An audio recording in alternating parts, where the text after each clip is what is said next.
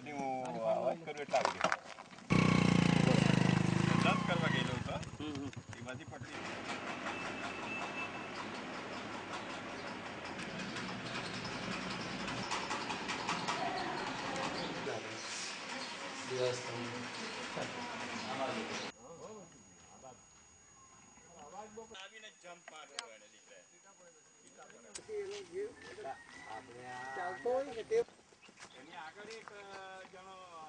એ રસ્તા પર એને નીચે પંજો મારીને તોડી પાડ્યો અને એની આંખની ઉપર ને ખૂબ એને પંજાના નિશાન માર્યા અને પાછળથી પંજાના નિશાન લોહી લુહાણ કરી નાખ્યો.